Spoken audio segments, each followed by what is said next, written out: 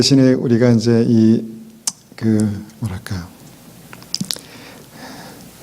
작은 교회에서 드리는 그 예배에 기쁨이 있는 것 같아요. 예. 가까이 보잖아요. 이렇게 가까이 보고 가까이 나누고 그게 부대끼기도 하지만 왜 한 가지 그렇잖아요. 사랑하지만 같이 사니까 불편하잖아요. 부대끼고 멀리 떨어지면 사실 안 그런데 사랑한다고 같이 모여서 사니까 부대끼고 힘들고 그게 가족이거든요. 근데 교회가 그리스도의 몸이고 가족이에요. 멀리서 그냥 구경만 하고 보면 힘들 게 하나도 없는데 같이 모이니까 막 부대끼니까 그게 사실은 조금 버거울 수도 있는 것 같아요. 예. 그럼에도 불구하고 우리가 이렇게 예수님의 이름으로 모여서 함께 예배 드릴 수 있다는 게 너무너무 감사합니다. 오늘 말씀의 제목은요. 더 낮은 곳으로 더 낮은 곳으로 낮은 곳으로 더 낮은 곳으로입니다. 누가복음 2장 11절 누가복음 2장 11절 말씀을 찾아서 한번 읽어보겠습니다. 말씀은 안 띄워드렸습니다. 누가복음 2장 11절 말씀을요 펴놓으세요.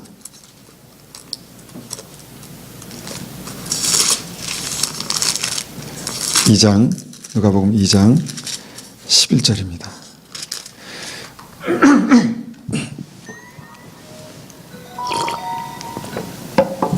2장 11절 오늘 다윗의 마을에 너희를 위하여 구세주가 태어나셨다. 그는 곧 그리스도 주님이시다. 포대기에 쌓여 구유에 누워있는 아기를 볼 것인데 이것이 너희에게 주는 증거이다. 아멘. 그것을 켜놓으시고 우리가 말씀을 우리가 듣겠습니다. 요즘 그 한국에 그 이슈가 되고 있는 단어 중에 하나가 갑질이란 말이 있습니다. 갑질이란 말을 아마 들어서 알지만 그게 정확히 무슨 뜻인지 그 의미를 모를 수도 있을 것 같아요. 그러니까 뭐냐면 갑을 병정 이런 게 있어요. 그래서 갑은 제일 높은 게 갑이고 그 다음에 을인데 이제 갑을 관계 이렇게 이제 말하면서 갑이 뭔가 힘자랑하는 게 갑질이다. 이렇게 이제 우리가 간단하게 이해를 할 수 있습니다. 그래서 한국의 갑질이란 말이 요새 굉장히 큰 이슈가 되고 있어요. 저는 이것을 보면서 너무 촌스러운 거예요. 그렇게 그 폼이 안 나는 거예요. 본인은 뭔가 이 폼 잡고 싶어서 그렇게 하는 것 같은데 뭔가 이거 참 촌스러운 것 같아요. 그리고 좀 우습고 좀 유치하고 그렇게 제 눈엔 보입니다. 그렇게 하는 게. 이제 어떤 항공사의 오너가 이제 오너 그 가족이 그렇게 했다고 이제 뉴스에 나오는 거예요. 땅콩 사건 아시죠? 땅콩. 그 다음에 물컵. 그 다음에 집안에서 일하는 사람들에게 뭔가 그런 태도로 했다는 거죠. 그런데 그게 멋있거나 뭔가 좋아 보이거나 그렇게 보이지 않는다는 거예요. 뭔가 참 인상을 찌푸리게 하는 어떤 그런 모습으로 보인다는 거죠. 그리고 또 뉴스를 보다 보면 그런 것이 종종 나와요.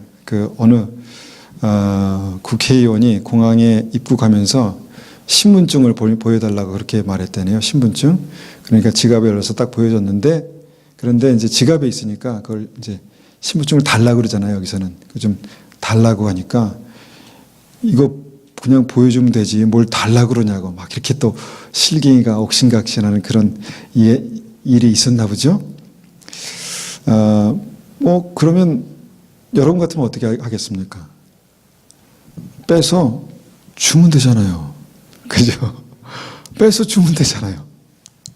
근데 제 인생을 보니까 그게 안 되더라는 거예요. 그냥 빼서 주면 되는데 근데 뭔가 한마디를 하게 되고 뭔가 내가 누군지 아니 너? 이렇게 좀 얘기하고 싶은 어떤 그런 때가 제 삶을 보니까 있더라는 거예요. 제가 보니까 제가 거기서 많은 실수를 하더라고요.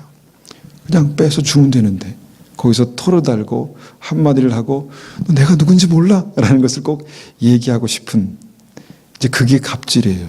그게 갑질입니다. 저도 이런 뉴스를 보면서 제가 막 처음에는 비판하는 어떤 생각을 가지고 봤지만 나중에는 이게 내 문제구나. 내 문제구나. 그런 생각을 하게 됐습니다. 사람들이요, 좀 이 어려운 길을 쉽게 가려고 갑질을 하게 되는 것 같아요. 내가 좀 힘이 있으니까 어려운 길을 돌아가지 않고 쉽게 가려고, 내가 누군지 알아? 그럼 그러시군요 하고 이제 좀 쉽게 간다고 생각하죠. 그런데 사실은 어려운 길을 쉽게 가는 게 아닙니다. 쉬운 길을 어렵게 가는 거예요. 쉬운 길을 어렵게 가는 겁니다. 당시에는 문제가 좀 쉽게 풀릴지도 모르겠습니다. 그런데 그것이 문제를 더 심각하게 만들더라고요. 많이 있잖아요. 그런 예들이 쉬운 문제를 더 어렵게 만들어요. 쉬운 문제를 더 심각하게 만든다는 것이죠. 그래서 이 갑질로 얻는 것보다요, 잃는 게 더 많습니다. 더 많습니다. 이 갑질의 뿌리가 뭘까 한번 생각해 보셨어요? 뿌리가 뭘까요? 이 갑질의 뿌리는요, 교만이에요. 교만. 내가 이래봬도 이런 사람인데를 알아주기 원하는 어떤 그런 교만한 마음입니다. 뭔가 인정받고 싶은, 내가 누군지에 대해서 누가 인정을 해줘야 되는, 근데 이게 갑질이라는 거죠. 성경에서 잠언 16장 8절에 보면, 18절에 보면 교만은 패망의 선봉이다 말씀하세요. 그러니까 망하기를 원하면 교만하는 거예요. 성경에서 망하는 모든 사람들의 특징은 교만한 거예요. 그런데 그 교만이 뭘로 나타나는가 보니까 그 이제 갑질이라는 걸로 나타난다라는 거죠. 갑이 나쁜 건 아닙니다. 갑, 높은 자리, 이게 나쁜 건 아니에요. 근데 질이 나쁜 거예요. 질. 질이 나쁜 거예요. 갑 중에 최고의 갑이 누굴까요? 하나님 아니십니까? 전능하신 하나님. 전능하신 하나님이 갑 중에 최고의 갑 아니세요? 그런데 그 전능하신 하나님은 갑질을 안 하시더라고요. 갑이신데 질을 안 하세요. 그러니까 낮고 천한 이 땅에 겸손하게 오셨다는 거예요. 그게 이제 오늘 읽은 누가복음 2장 10절에서 14절입니다. 제가 11절, 12절만 읽었는데 제가 10절부터 다시 한번 읽어보겠습니다. 숨겨진 얘기들입니다. 천사가 그들에게 말했습니다. 누가복음 2장 10절. 천사가 그들에게 말했습니다. 두려워 마라. 보아라. 모든 백성을 위한 큰 기쁨의 소식을 가지고 왔다. 오늘 다윗의 마을에 너희를 위해 구세주가 태어나셨다. 그는 곧 그리스도 주님이시다. 포대기에 쌓여 구유에 누워있는 아기를 볼 것인데 그것이 너희에게 주는 증거이다. 갑자기 그 천사와 함께 많은 하늘의 군대가 나타나 하나님을 찬양하였습니다. 높은 곳에는 하나님께 영광, 땅에서는 하나님께서 기뻐하시는 사람들에게 평화. 거기까지. 자, 우리는 이 땅의 조그만 마을에 구세주가 태어난 것들을 사람들은 보고 있습니다. 경험하고 있습니다. 근데 하늘에서 어떠한 일들이 일어나고 있습니까? 큰 기쁨의 소식이랍니다. 큰 기쁨의 소식이랍니다. 자, 또 하늘의 큰 군대가 함께 하나님을 찬양했답니다. 아무도 알아주지 않는, 아무도 인정해주지 않는 그곳에 그냥 소리 없이 오신 그 주님을 큰 하늘의 군대가 찬양하고 큰 기쁨의 소식이라고 막 그렇게 지금 말씀하고 있다는 것입니다.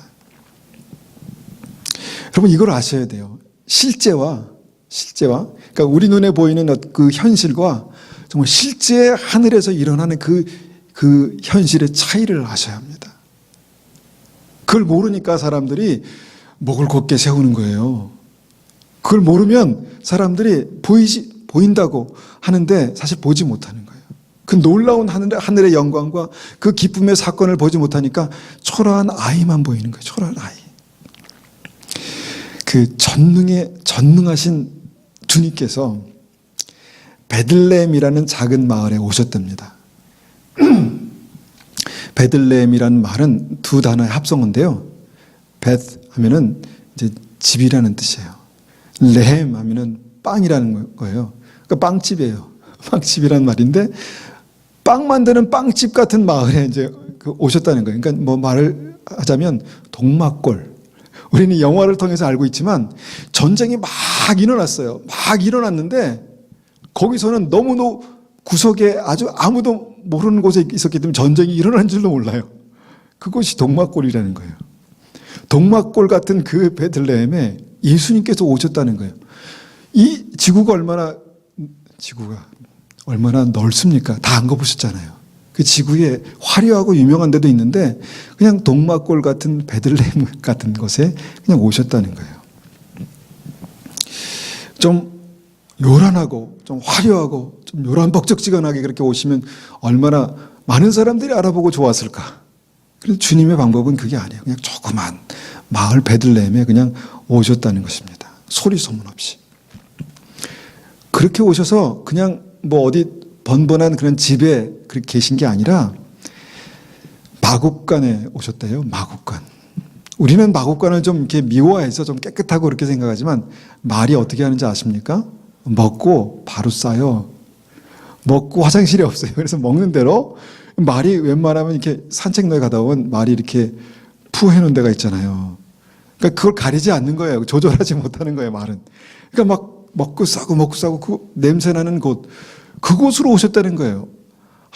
참 여러분, 그곳에 아마 하루만 있어 보라고 하면 아마 지금 많은 사람들은 아마 즐겁을 할 겁니다. 그런데 그곳으로 오셨다는 거예요. 냄새나고 불결하고 찝찝하고 막 똥이 온 사방천지에 있는 그곳에 예수님이 그곳에서 태어나셨다는 거예요. 다시 말하면 그곳으로 보내셨다는 거예요. 예수님을. 그리고 말구유. 우리는 말구유가 굉장히 익숙하죠? 말이 침으로 핥고 막 냄새나는 그 입으로 막 이빨이나 닦습니까, 말이? 막 침 흘리고 핥고 맨날 닦지도 않고 설거지나 합니까? 그런 곳에 주님께서 오셨다는 거예요.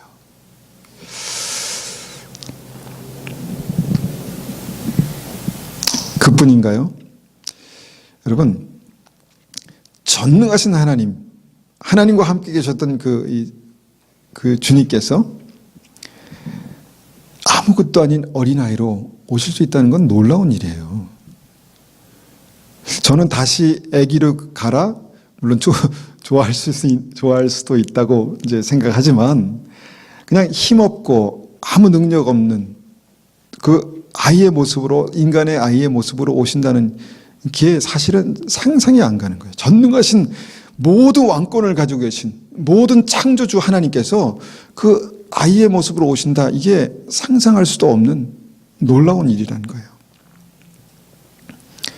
갑 중에 갑이신 주님께서 을 중에 을로 오셨다는 거예요. 갑 중에 갑이신 주님께서 을 중에 을로 오셨다. 이 메시아의 탄생을 우리가 어떻게 상상할 수 있겠습니까? 이 메시아의 탄생을 우리가 어떻게 상상할 수 있을까요? 그런데 문제는요, 왜 그래야만 했을까요? 왜 그래야만 했을까? 왜 그래야만 했을까요? 우리의 생각대로라면 그렇게 하지 않아도 충분히 메시아의 사역을 감당하실 수 있을 텐데 왜 그래야만 했을까? 이게 우리의 생각과 하나님의 생각이 다른 거예요. 우리가 세상을 사는 원리 원칙과 하나님의 원리 원칙이 다른 거예요. 그게 뭘까?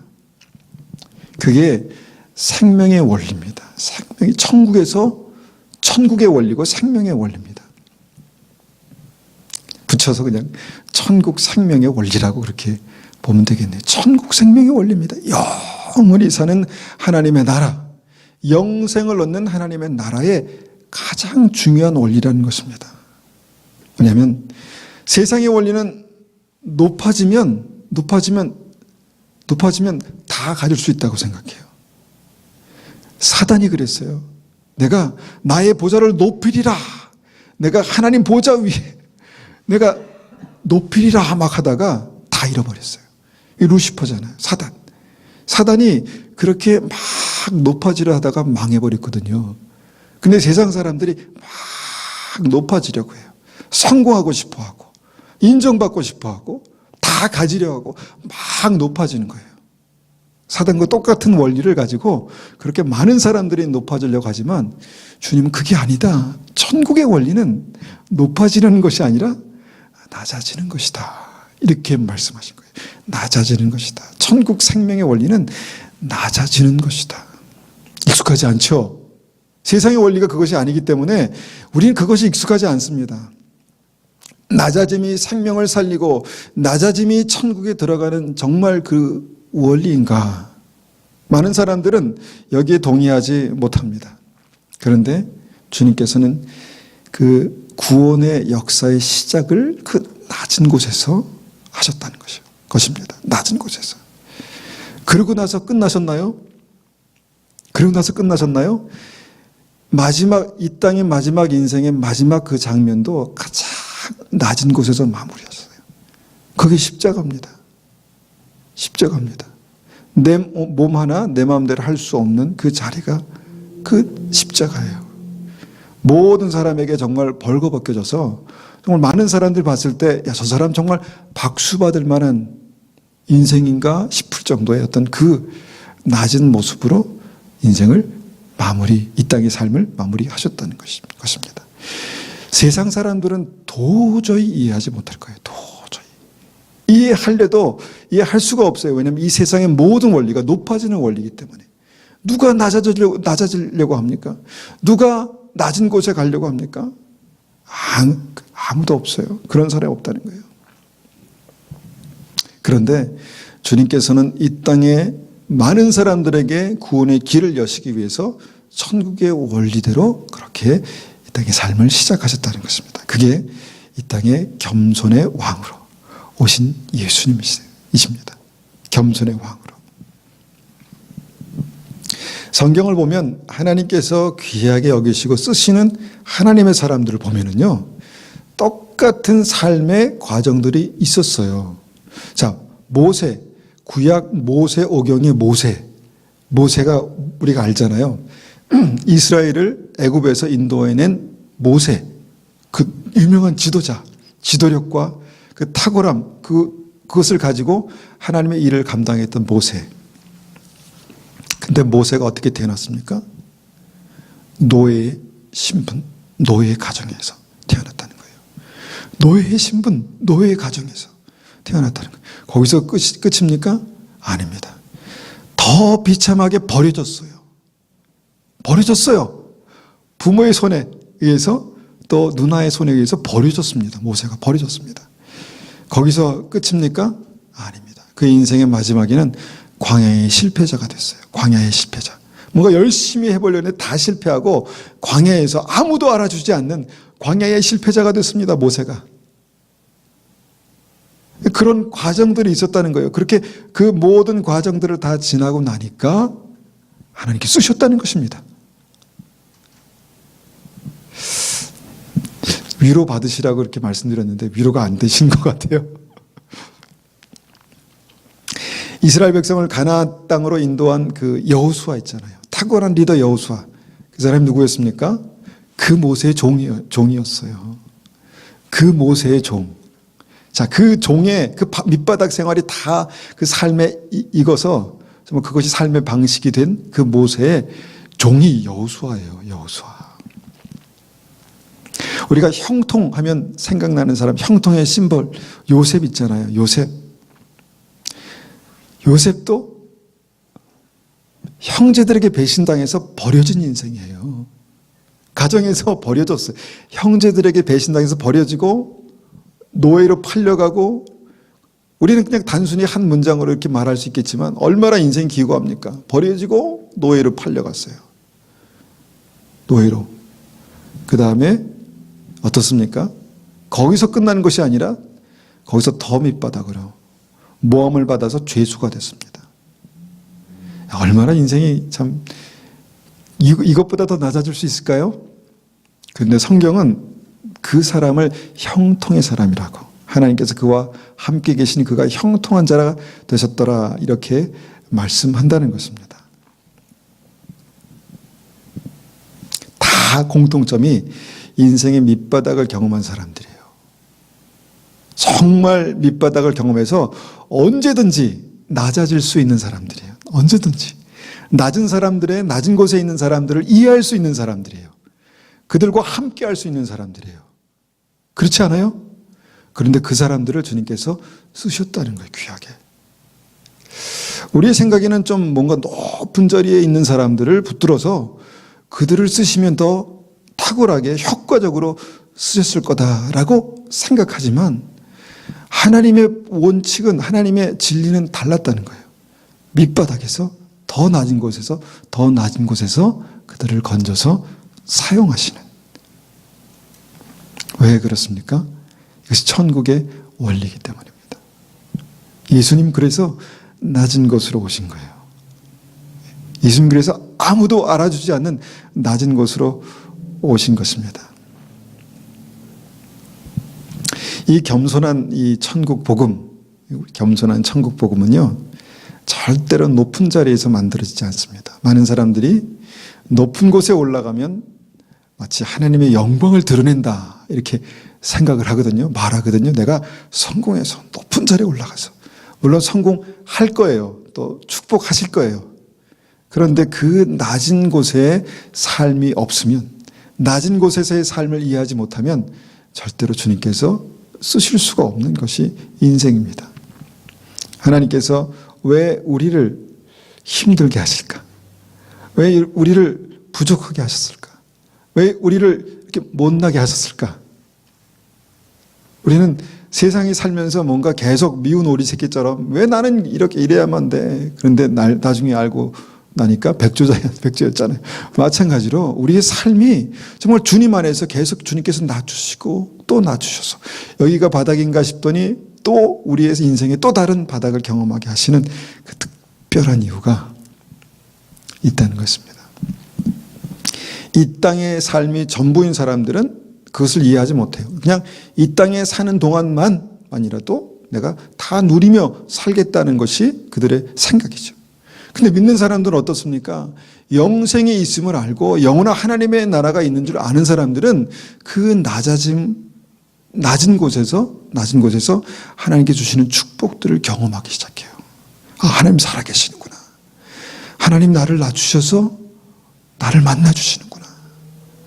예수님께서 낮은 곳에 오셔서 낮은 곳에 있는 그 하나님의 사람들을 만나주신다는 거예요. 그것이 주님께서 그 낮은 곳에 오신 이유입니다. 그리고 그것이 겸손의 극치인 십자가라는 거예요. 십자가만큼 더 겸손할 수 있습니까? 십자가만큼 더 겸손할 수가 없어요. 없습니다.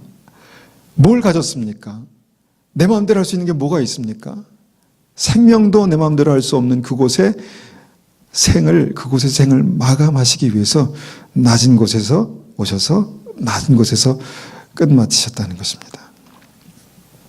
자기 십자가를 지고 나를 따르라라고 말씀하시는 우리들도 도대체 나의 십자가는 뭔가 생각이 들잖아요. 나의 십자가는 뭔가? 나의 십자가는요, 주님께서 낮추시는 거예요. 우리 삶을 낮은 곳에서 주님을 배우고 주님을 섬길 수 있도록. 그게 하나님의 놀라운 축복입니다. 빌립보서 2장 5절에 제가 좋아하는 말씀, 이 말씀이 있습니다. 제가 한번 천천히 읽어보겠습니다. 너희 안에 이 마음을 품으라. 곧 그리스도 예수의 마음이니.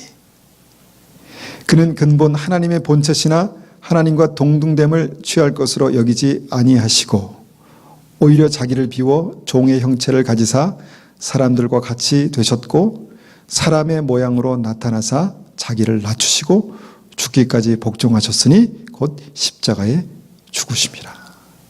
그리고 주님께서 너희 안에 이 마음을 품으라 이렇게 말씀하셨죠.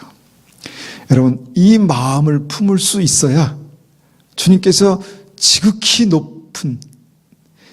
높이시는 그 지극히 높은 곳에서 우리를 만나주시는 그 은혜를 경험할 수가 있습니다. 모세가 만약에 그의 인생 가운데 계속 왕궁에서만 태어나서 왕궁에서 그 생을 마감했다면 이 땅에서는 많은 사람들이 박수치고 대단하다, 정말 야 저런 인생을 살아야 된다라고 그렇게 말할 수 있겠지만 하나님은 못 쓰실 거예요. 못 쓰셨을 거예요. 여러분 그 역사 속에서 그 높은 자리에 있었던 사람들 여러분 기억하는 사람이 있습니까? 물론 역사책에는 나와 있을 수 있겠지만 우리는 다 기억하지 못합니다. 성경도 그것을 다 기록하지 않습니다. 그런데 주님 안에서 정말 그 낮은 곳에 머물렀던 사람들, 낮은 곳에서 주님을 만났던 사람들, 그리고 주님께서 그곳에서 건지셔서 사용하셨던 하나님의 사람들은 정말 이 성경에 이렇게 기록되어 있다는 것입니다. 우리가 그 예수님을 우리의 마음 가운데 모셨다면은 우리에게도 그 낮은 자리에서 익숙한 삶, 익숙해져야 하는 삶, 또 감사해야 하는 삶이 있다라는 것입니다. 그 은혜가 우리에게 있기를 간절히 원합니다. 낮은 곳으로 오신 예수님께서 우리 안에 거하시고 또 우리가 높아지려 할 때마다 다시 한번 아니다 다시 낮은 곳에서 나를 만나야 한다라고 말씀하시는 그 주님의 마음을 우리가 다시 한번 우리의 마음 가운데 새기고 그 주님을 우리가 만나기를 소원합니다. 우리가 이 시간 같이 기도하겠습니다.